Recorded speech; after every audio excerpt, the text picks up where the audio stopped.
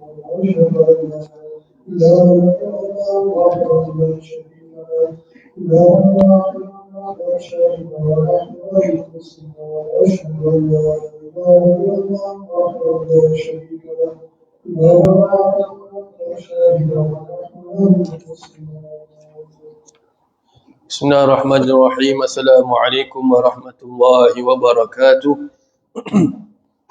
الحمد لله الذي هدانا لهذا وما كنا لنهتدي لولا أن هدانا الله.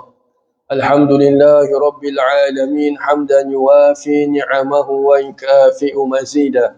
أشهد أن لا إله إلا الله وحده لا شريك له وأشهد أن سيدنا محمدا عبده ورسوله.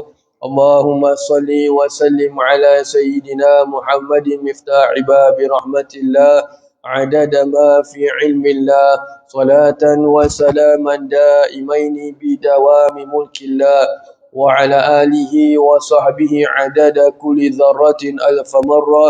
اللهم صل وسلم على نور الأنوار وسر الأسرار وترياق الأغيار ومفتاح باب اليسار سيدنا ومولانا محمد المختار وآله الأطهار وأصحابه الأخيار عدد نعم الله وإفضاله. سبحانك لا علم لنا إلا ما علمتنا إنك أنت العليم الحكيم. رب اشرح لي صدري ويسر لي أمري واحلل عقدة من لساني يفقه قولي. أستغفر الله العظيم الذي لا إله إلا هو الحي القيوم وأتوب إليه. أما بعد. Alhamdulillah, kita kembali pada pembacaan kitab Al-Miftah li Babin Nikah. Pada minggu yang lalu atau pada perjumpaan yang lalu pada hari Selasa telah kita melalui berkenaan dengan dalil tentang masyru'nya nikah atau bahawa nikah ini merupakan satu ibadat yang diperintahkan dalam Islam. Juga berkenaan dengan hukum-hukum yang berkaitan dengan nikah. Baik, sebelum kita menyambung di sini telah kita mendengarkan tentang rukun-rukun nikah. Setiap daripada rukun-rukun nikah itu ada syarat-syaratnya yang tertentu yang akan dibicarakan oleh pengarang di sini nanti.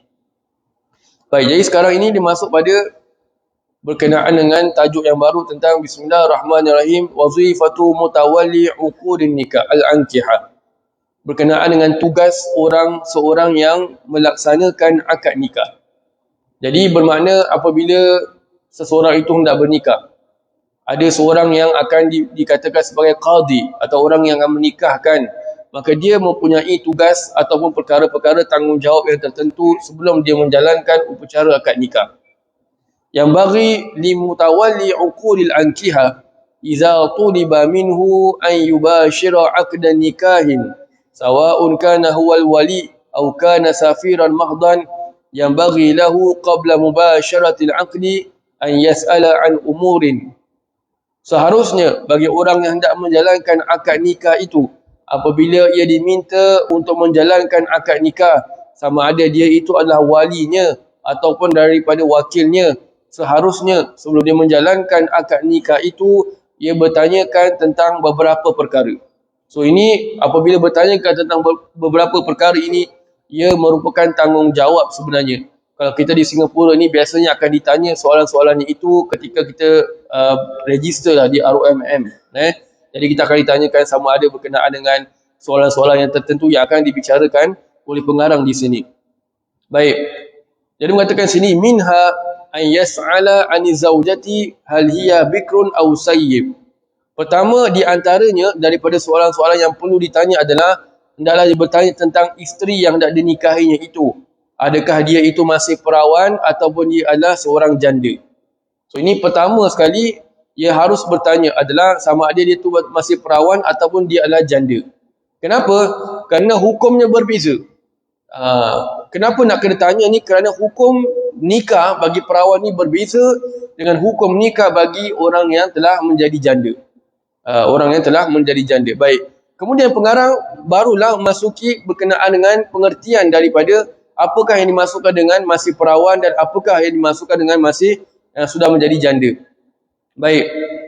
Fal bikru hiya allati lam tazul bakaratuha biwat'in bi an lam tazul aslan aw zalat bi ghairi wat'in kasaqtatin wahiddati haidin.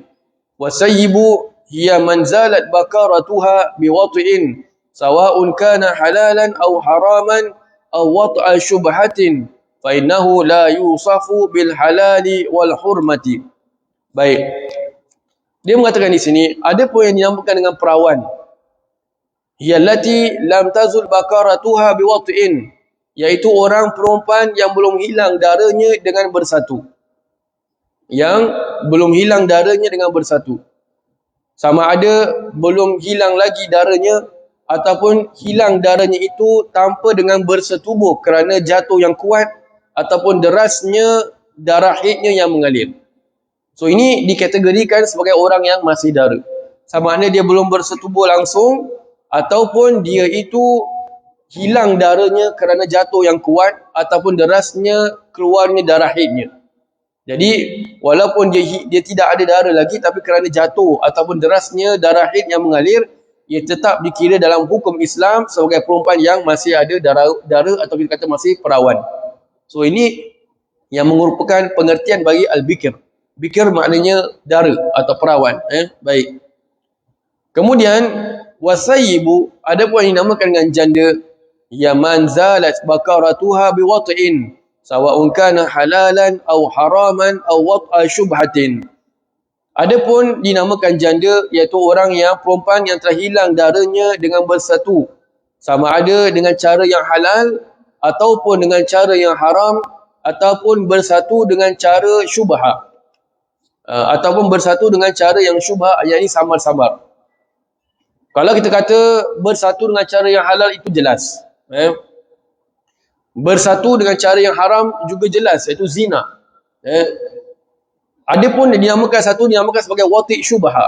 Wati' syubhah ni bermakna dia bersatu dengan cara yang samar-samar. Macam mana pula dia ada samar-samar pula? Contohlah dia bersatu, suami ingat tu isteri pun tu bukan isteri dia. Contoh kahwin kembar. Tutup lampu. Besok pagi tengok, ini bukan isteri aku. Ini isteri si fulan. Ini namanya, ataupun dia belum kahwin pun. Ini adik dia ni, ini bukan dia. Kembar contoh. Maka ini dinamakan sebagai wati' syubhah. Wati' syubhah. Dia tak tahu. Subhanallah. Kalau kita tadi mengatakan fa'inahu la yusafu bil halali wala bil hurmah. Ia tidak dinamakan sebagai yang halal dan juga tidak dinamakan sebagai haram. Pasal tak tahu. Tu tulis samar-samar. Ini baru realnya samar-samar. Tapi kalau boleh buka lampu nampak ini macam bukan isi aku, lepas tu dia bedal juga, na'uzubillah, itu bukan lagi samar-samar, itu memang minta kena bedal. Dia minta kena bedal. So ini the first question yang orang yang nak menjalankan akad nikah ni dia nak kena tanya perempuan tu. Bukan nak tanya dia tu gaji berapa, RM100 makan sendiri, tinggi berapa, 5 kaki 2 inci 3 suku, bukan itu cerita Piramli punya. 3 suku ada, 5 kaki 2 inci tak ada. Tu memang nak kena rimbat. Subhanallah. Baik. So itu soalan-soalan gaji ke kerja apa tu semua nanti. First kali nak tanya dia dara ke atau masih perawan. Pasal hukum dia berbeza. Kerana hukum dia berbeza. Baik. Kemudian sambung kata pengarang sini. Fa in kana bikran jaza lil abi wal jaddi faqat duna ghairihima min sa'il awliya'i tazwijuha ijbaran walau qabla bulughiha bi syurutin. Jika mana ia adalah seorang perempuan perawan. So perawan ni, budak perempuan ni, dia pergi kepada qadi.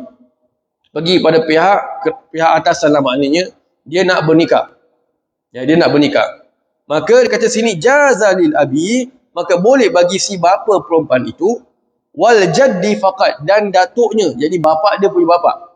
Datuk dia, bapa dia punya bapa, tanpa selain daripada keduanya. Min sa'il awliya, daripada wali-walinya yang lain, seperti saudara maranya, adik-beradik dia, bapa saudaranya dan sebagainya. Tazwijuha ijbaran, mengawininya itu dengan secara paksa. Bila kita kata secara paksa ni, maknanya ia dilakukan dengan tanpa izin si perempuan tu. Bukan tak elok. Ni lain. Ijbaran ni memang kalau kita tengok secara terjemahan paksa. Tapi yang dimasukkan dalam kitab maknanya ijbaran, maknanya dikawinkan dengan tanpa izin. It can be dia suka atau dia tak suka. So ini power, ini kuasa ni hanya ada pada bapa dan datuk sahaja. Orang lain tak ada. Tapi bukan bermakna bila kita kata ustaz kata boleh, mari saya kahwin ke je lah anak saya ni. Tak boleh. Kita kena ingat bahawasanya hak kemanusiaan tetap dijaga, cuma hukum kata membolehkan. Doesn't mean kita kata terus buat, tidak. Nak kena tengok keadaan. Macam contoh kita kata, saya kasih contohlah berkenaan dengan hukum berkenaan dengan anak angkat. Contohlah anak angkat. Walaupun ni kita side track sikit. Sekarang anak angkat ni kalau kita nak ikut dari hukum warisan, dia tak dapat. Dia tak dapat ahli waris. Dia tak termasuk daripada ahli waris. Tetapi dalam hukum juga mengajar tentang erti kemanusiaan.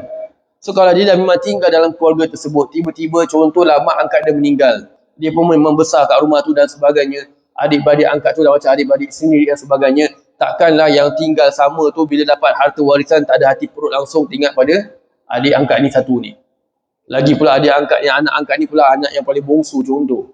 Kan? Jadi bila kita katakan hukum A, tapi tentang keadaan tu mainkan peranan. Keadaan mainkan peranan juga apabila orang itu melakukan certain hukum. So dia mengatakan sini bahawasanya bapa dan datuk ini dinamakan sebagai wali mujbir. Wali yang dia ada kuasa untuk menikahkan anak atau anak perempuan atau cucu perempuannya walaupun dengan tanpa izin. Bi syurutin, dengan syarat. Bukan main bedal. Nampak lelaki mana-mana, aku kahwinkan kau dengan anak aku, senang. Ambil panggil mana-mana orang jadi saksi, settle. Bukan gitu. Dia kata bi syurutin, dengan ada syarat-syarat yang tertentu, kata di sini. Apa syarat dia? Kauni zauji kufu'an muqsiran bimaharin limisli. Pertama sekali adalah bahawa si suami itu mempunyai sepadan dan juga dan juga orang yang mempunyai hidup yang dalam keadaan senang dan mampu untuk memberikan mahar yang sewajarnya kepada si isteri. Pertama sekali adalah dia mengatakan di sini bahawasanya si suami itu adalah sepadan. Kita katakan kufu. Kufu dengan si isteri itu. So kufu ni dia mesti ada, dia mengikut kepada pihak si isteri. Umpamanya contoh, kalau dalam kitab tu diterangkan lebih panjang. Kalau isterinya itu berpangkat tinggi, bermakna suami itu ya kalau dia nak nikahkan dengan wali mujbir dengan cara tanpa izin, mestilah dia juga sama atau lebih tinggi daripada si isteri.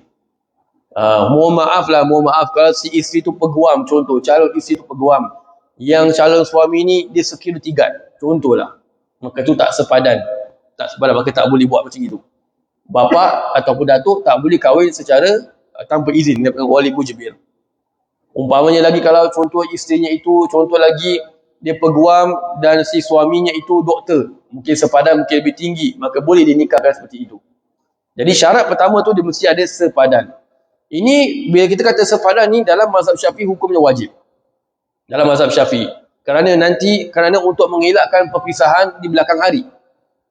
Sebab tu dalam mazhab Syafi'i itu dia meletakkan kalau yang Arab itu tak boleh dikahwinkan dengan selain daripada Arab.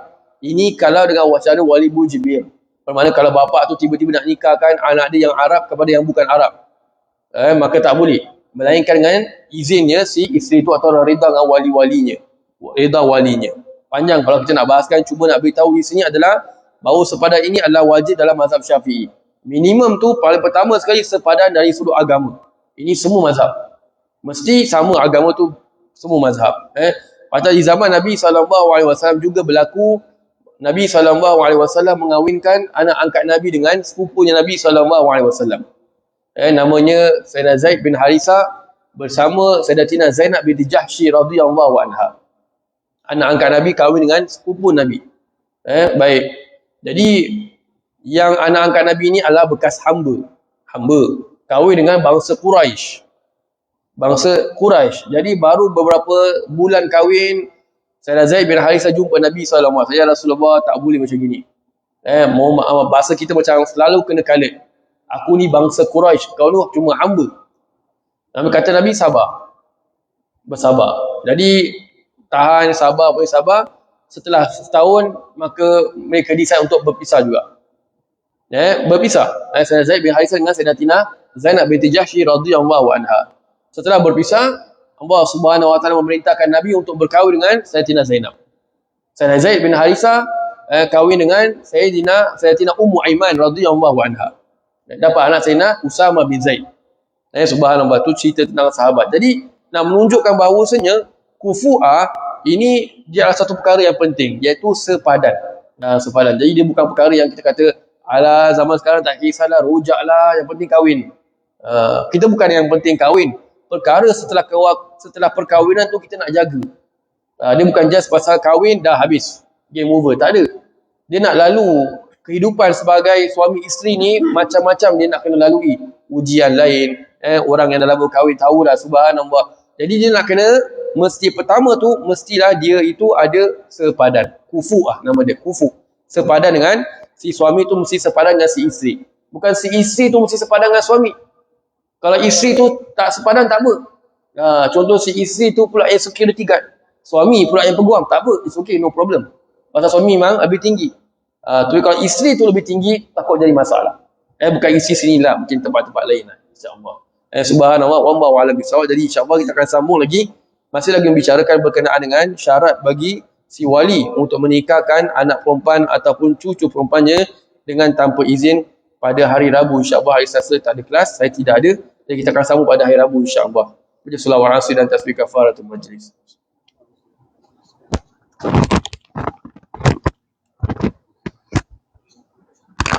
آمين آمين آمين يا رب العالمين. ربنا تقبل دعاءنا وعملنا وصلاتنا إنك أنت السميع العليم وتب علينا يا مولانا إنك أنت التواب الرحيم. دعواهم فيها سبحانك اللهم وتحياتهم فيها سلام وآخر دعواهم أن الحمد لله رب العالمين. تقبل الله منا ومنكم.